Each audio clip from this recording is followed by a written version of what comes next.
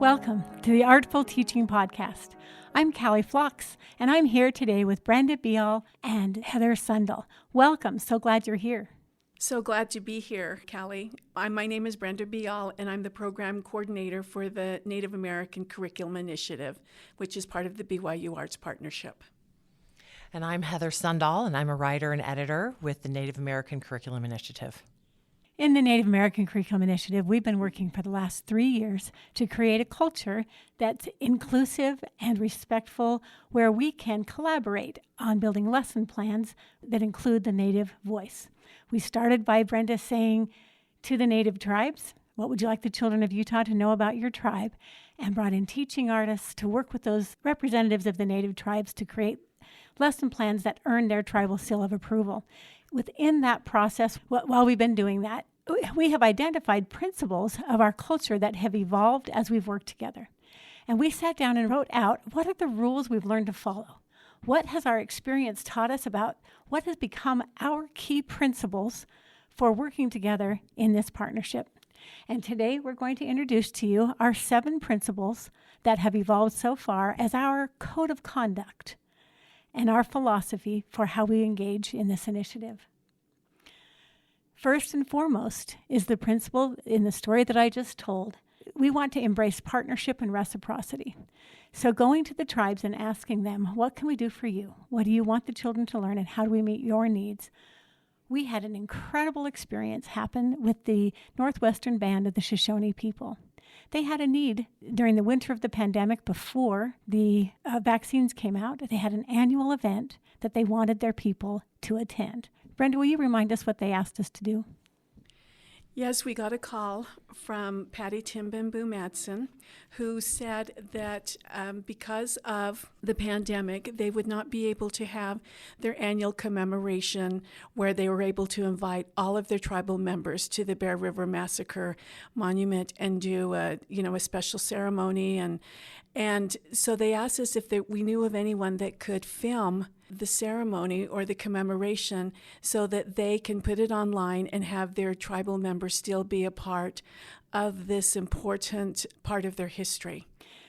This was particularly a special year because the Bear River Massacre used to be called the Bear River Battle, and there was a monument there that represented only the soldiers' point of view and gave a very skewed perspective of the Native American story. And that tribe has spent decades working for the privilege of telling the Native perspective on that story. And what we now know about that story is it was the largest single slaughter of Native American lives in the American history. And it's an incredibly powerful story and a tragic story in their history. And we were privileged to be able to be invited to help them claim this story. Heather, you were there that day. What do you remember? It felt sacred. It felt like we were on sacred land, and it was such an honor to be there. Everything that we did felt like a gift, like we were giving this gift to them, but in return, we were getting a gift. And that's the beauty of reciprocity, is that it's not transactional. It's not this exchange of, I give you this and you give me that. It's that, here, I'm going to offer this to you, and there's not an expectation that you're going to get something back, but in true reciprocity, you always receive more than you give.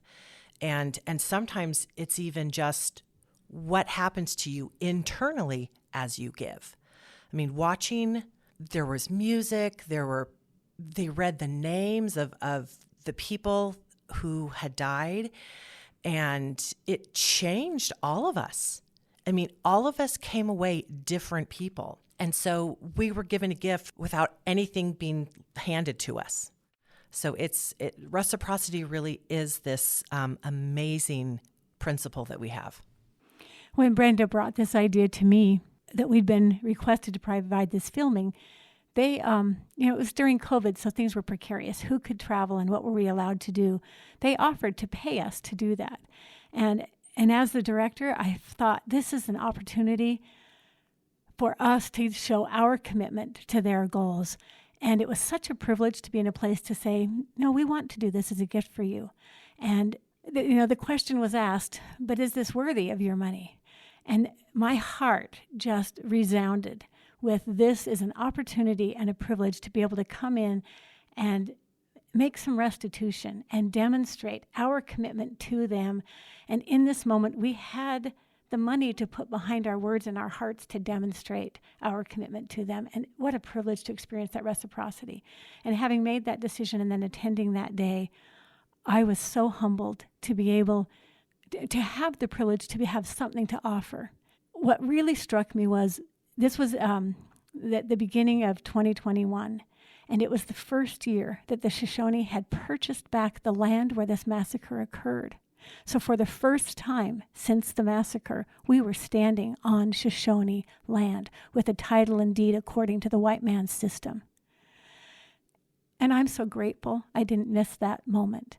And they described their dream for that land, that they will have an interpretive center that will tell this story, and their ancestors who had said, please get this story out to people. That story changed me. Being on that land changed me. I'm a better person. I have more understanding of cultural diversity. I have more understanding of generational pain and hurt. And to think I could have missed that opportunity. Of course we will say yes, and of course we will seek for partnerships and reciprocity and then navigate them through our heart space. I sometimes go back and watch the video that we produced, and each time I watch, it brings me back to that day and how one of the speakers talked about how the ancestors were pleased and that there was some sense of peace finally, and that if anyone wants to view that YouTube video, it is on our YouTube channel. So one other thing is that we've been talking about a really big example, something really, really large. But I think that it's important to note that this reciprocity happens in small ways. So when we do a lesson plan that's on something with the Navajos, that they are giving us knowledge, they are giving us information, and we take that, we craft it into a story, we get their permission, and then that is shared with all these children in Utah.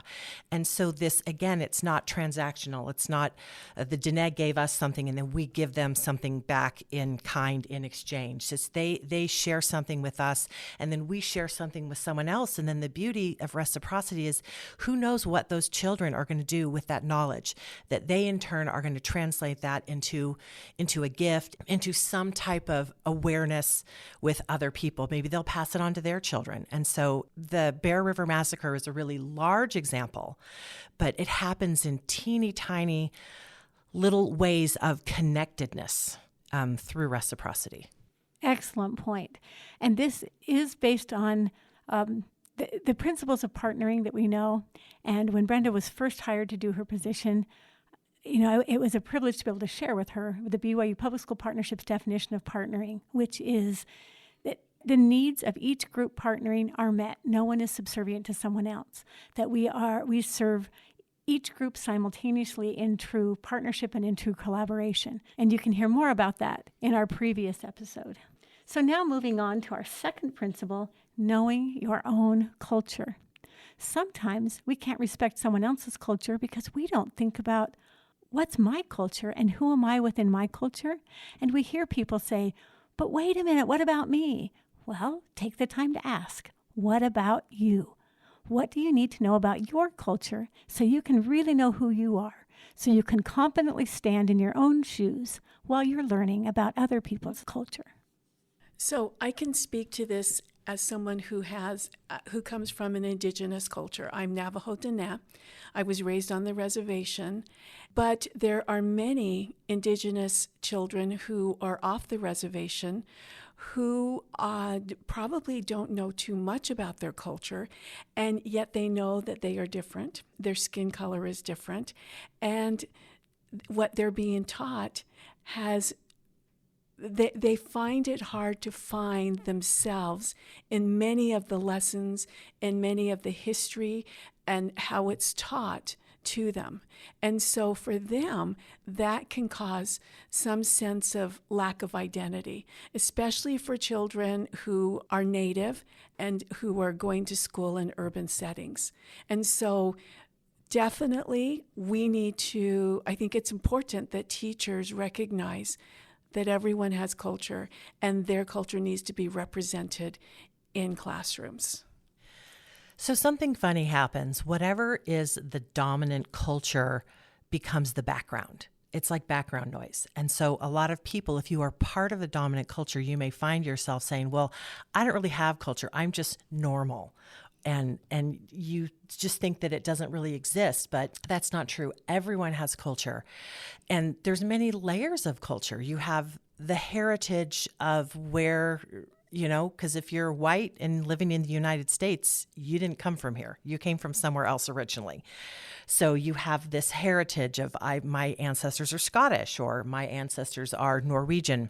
And those people brought certain things with them that informed how they raised their children. And then you also have the culture of what region in the United States you grew up. And you have the culture of particular religions really will have a strong flavor. And so there are all of these different layers. And then every family has their culture, the way they do things and how they do it.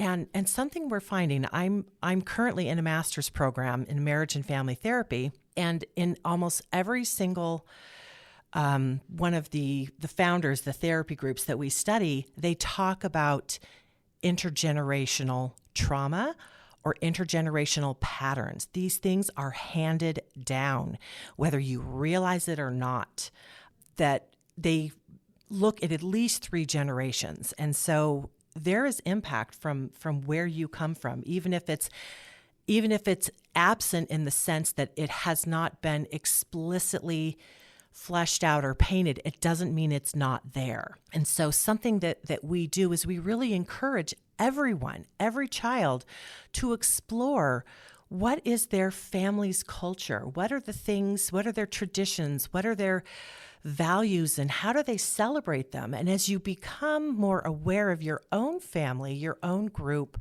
culture, then it makes it, I think, easier to be curious about other groups and how they explore those aspects. Well said. Thank you. So our principle number 2 is take the time to know your own culture so you're ready to learn about others. Principle number 3, ask with genuine intent and listen attentively. Part of the feedback that we've gotten from the representatives from the Native tribes that we've worked with is that they've been asked many, many times, but they haven't always felt heard. They told us stories of times when they've shared and given and created on state initiatives, but it took some time for us to earn their trust and for them to believe that we were really going to implement what they told us to, that we were going to listen when they said no and really pay attention. When we began our initiative, we asked a question of Native people. We asked the question, what would you like the children of Utah to know about your tribe? And because we asked a question, we needed to listen. And we needed to listen attentively. We have had some wonderful conversations, and we find that when you ask with genuine intent, where you haven't already decided what the answer is going to be, that is when you're able to listen in such a way that you're able to receive authentically what the answer is that people want to give you. And this leads right into our principle number 4, accepting the no gracefully. There were times when we asked questions hoping for a certain answer, and we quickly learned that we were in the wrong and had to let go of our hope. Because if we were hoping, we were not being, that's very disingenuous, to hope they'll change their minds. So principle number 4 is to accept the no gracefully. Yes, and referring back to the concept of culture, we come from a culture that trains us, don't take no for an answer. That we really believe that if someone tells you no, that it's your job to convince them to present it a different way. And it really goes against this whole notion of consent, because if you manipulate a yes out of someone, then it's not really consent. It's not a true offering. There's not real partnership. And then the relationship is founded on something disingenuous. We have found that when we accept the no gracefully and we accept the no completely, that it empowers us and it opens doors for us in getting new content from tribes. I went to the Paiute Indian tribe of Utah with an idea about some specific songs that I thought would just be wonderful to share with the children of Utah. And when I talked with Dorina Martineau is a cultural specialist for the Paiute Indian tribe of Utah. She said, Brenda, these songs are not to be, they're not for publishing. And I had to remember our guiding principle. And I accepted the no, and I let her know, yes, I understand, and I accept your no. And just hearing that, Dorina herself felt empowered. It not only, when a no is accepted gracefully by the person who is getting the no, it empowers everyone that is in that conversation. It liberates them to have important conversations like, okay, you can't do that dance. Oh, well, if they can't do that dance, what dances can they do? Oh, if we don't want them to sing that song, are there songs they can sing? And it liberates them to have the meaningful conversations with their own tribe about what they believe are the yeses and nos and what's reasonable, and what holes are being created by the nos that they can fill in other ways. But those are their ideas to solve. And when we stay out of it, they come up with beautiful solutions. And something else that I really love about the initiative is that each tribal nation has the power to say no for themselves, but not necessarily for another tribe or for all Native people. And so when we publish a lesson plan, we are very clear that we say this was shared with us with full permission by this tribe, because not all tribes believe the same thing. Not all tribes are comfortable sharing all the same information. And so I really like that we recognize their individual authority. Thank you, Heather. And I think that brings us right to our next principle. Number 5, we've learned that we have to allow the time needed for authentic growth. We have to let the relationships plant seeds and authentically build the trust and let things authentically grow. We've made jokes often about doing things on Native time. Natives follow the seasons, they follow the sunshine, they follow the land. And we have been blessed when we have learned to breathe and accept the natural time and the natural order of things in our decision-making process. I have to smile about this because when we first began, my first thought was, let's just bring everybody to a room here at the conference center, and we will ask them the question, and they'll all write down their answers, and then they'll go home, and we'll have all of the content that we need, and we can have this done here in a couple of months. And here we are, 3 years into it, and we're still building relationships. Trust takes time. Understanding or being willing to share means that you're allowing someone to take, sometimes maybe take something from you, or you're sharing with them. That takes time. It takes time to be able to allow yourself to give. And so I see that sometimes we just think, oh, right, here's this deadline. We've got to meet this deadline. But that's not true. There are times that we've sat in tribal meetings and we have presented our lesson, and the tribal council says, we need to think about this for a month. Can you come back in a month? And so we sit on our hands and say, yes, we will be back in a month. And we're back in a month, and it is better than we ever thought it would be. And so definitely just allowing ourselves to build relationships and build that partnership in such a way that trust is embedded in the partnership and the reciprocity is embedded, definitely just leads to authentic growth. So Any great research project or work needs to make sure that we are using accurate and authentic resources. So our next principle is the importance of original sources, the importance of multiple voices and broad perspective, to make sure we are bringing forward accurate and authentic sources in history and in the present moment. I think about a lesson that we did with the Northwestern Band of the Shoshone Nation. It's called The Greedy Porcupine. Lisa Bean, a wonderful drama teacher, wrote what is it called? A reader's theater. A reader's theater. And we started mulling over the words, the Shoshone words that we wanted to use. We went to Patty Timbimboo Madsen, who's the cultural specialist for the tribe, and she wanted the Shoshone words in there, and we wanted them to be said accurately. But then we started thinking about what Shoshone words should be used, because there are many different ways of saying elk or different ways of saying rabbit, depending on location and also depending on maybe just a family, how a family says things. And so then Lisa just took a deep dive into looking at all of the different ways different words were being said.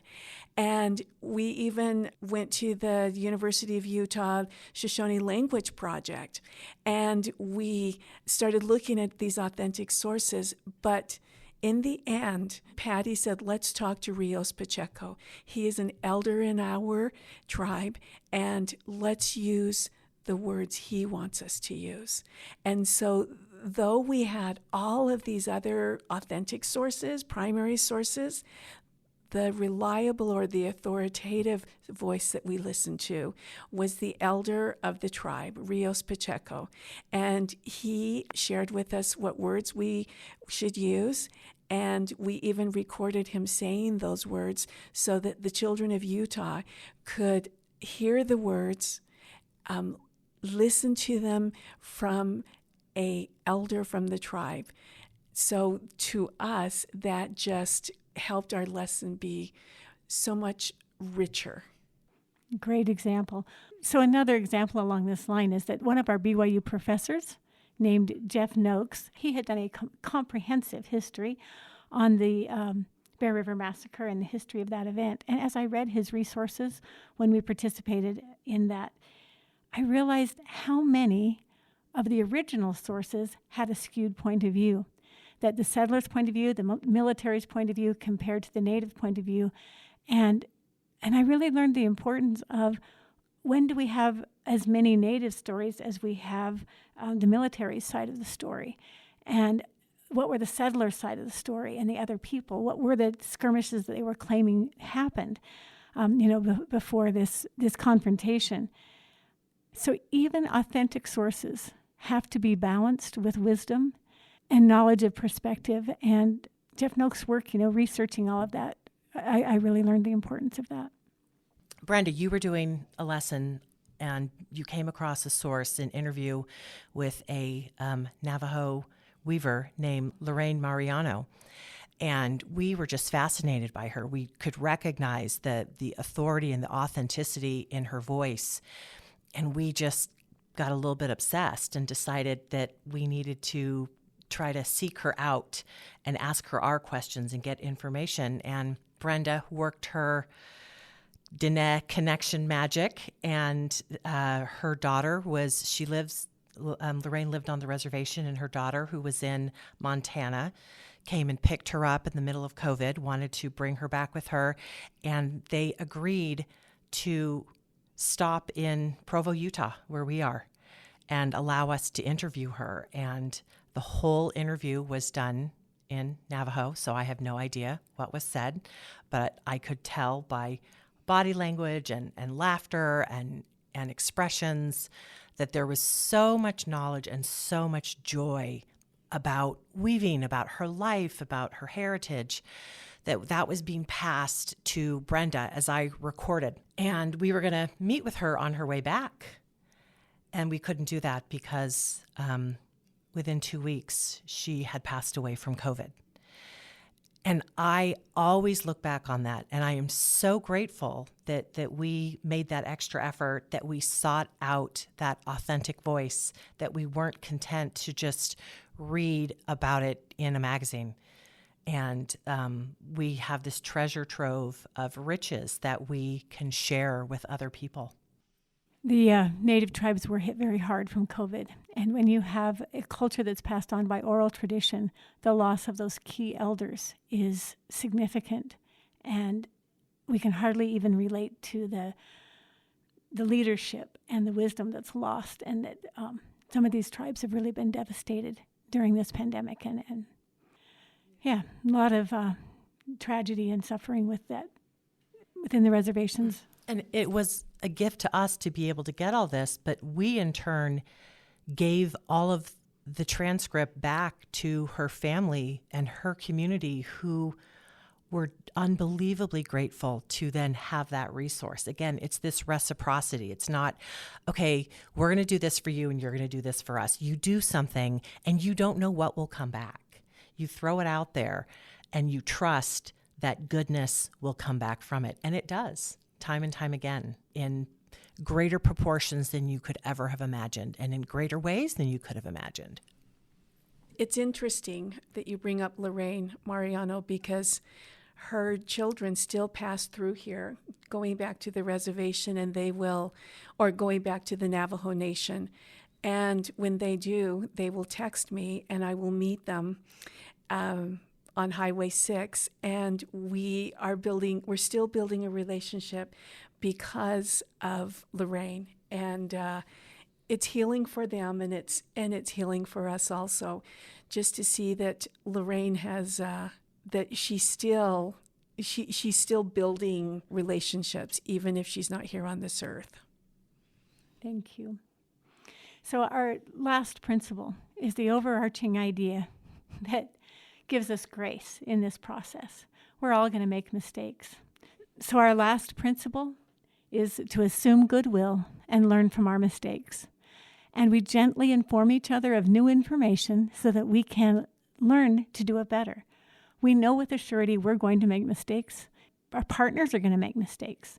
The Native tribes will make mistakes. The state office will make mistakes. The people that we're working with and collaborating with, we are all going to be in a process of trial and error to learn how to be together with respect. And we're going to give each other the grace needed for all of us to learn as we go. You know, Callie, you really have taught me about this, assume goodwill and learn from mistakes, because I remember early on coming to you, being very upset about people doing the bear dance in their classrooms. And you helped me see that we needed to assume that they didn't know, and that maybe they needed a little bit more education on when and how the bear dance could be done, because it can't be done in classrooms. And it came from a lot of teachers were using a lesson from UEN, and it's the We Shall Remain lessons, and they do a wonderful job. It's a fantastic lesson on the bear dance. But nowhere in that lesson are they told not to do the bear dance. The video was shown, they read about the bear dance, and so I think a lot of teachers assumed that it was okay for them to do the bear dance. And then when we found out that the bear dance was being done, I went to the tribe and I asked, and they said, no, it shouldn't be done. And so you kind of guided me through that, and I appreciate that.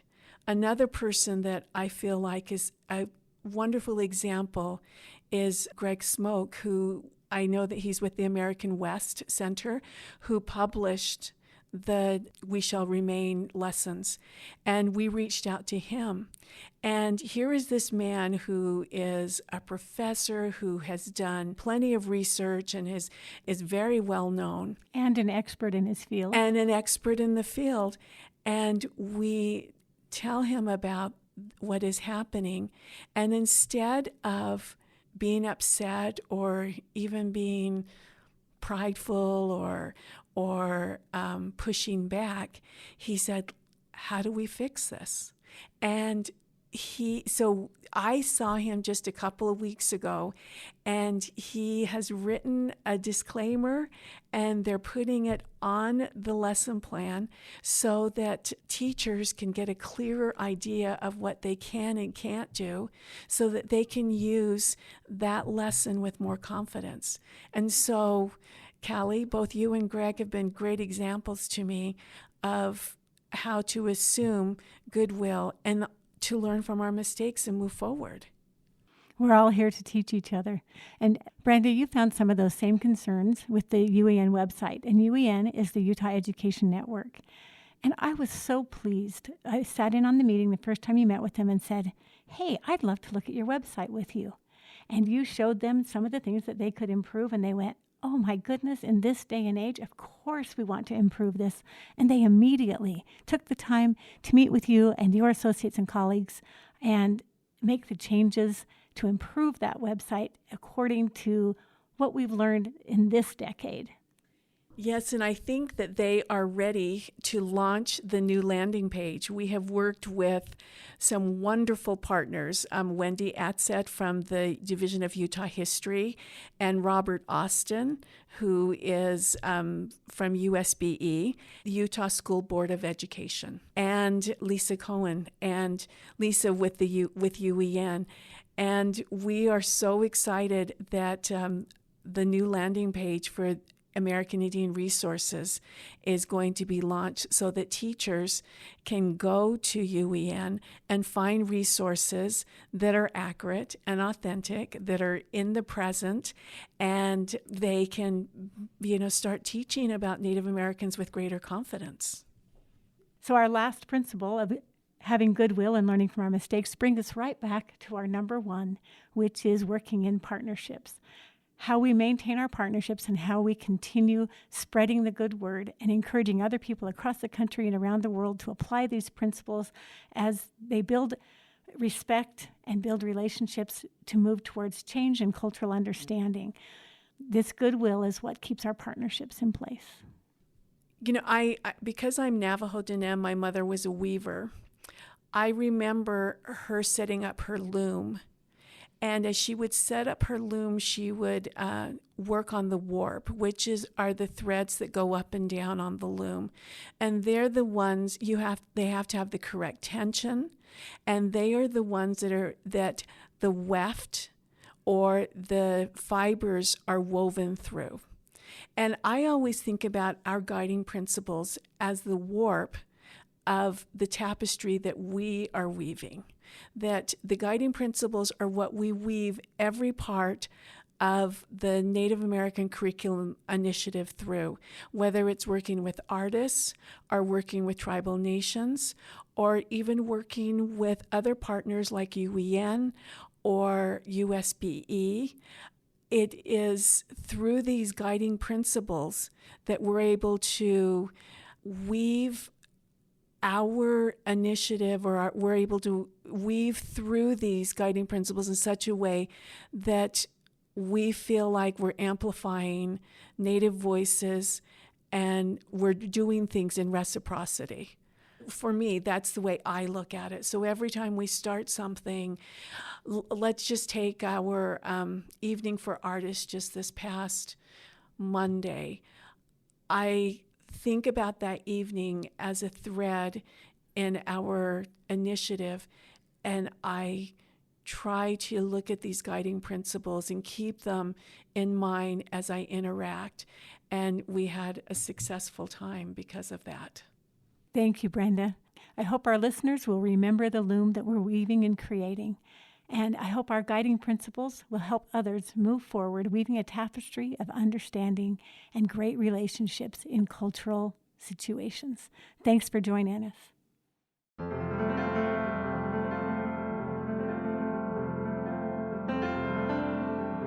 Artful Teaching is made possible by the BYU Arts Partnership and the McKay School of Education.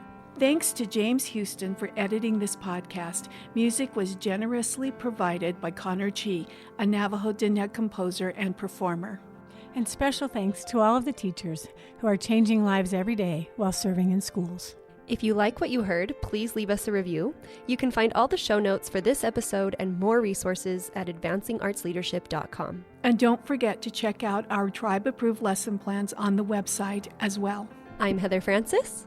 And I'm Callie Flox, And I'm Brenda Bial. wishing you an artful journey.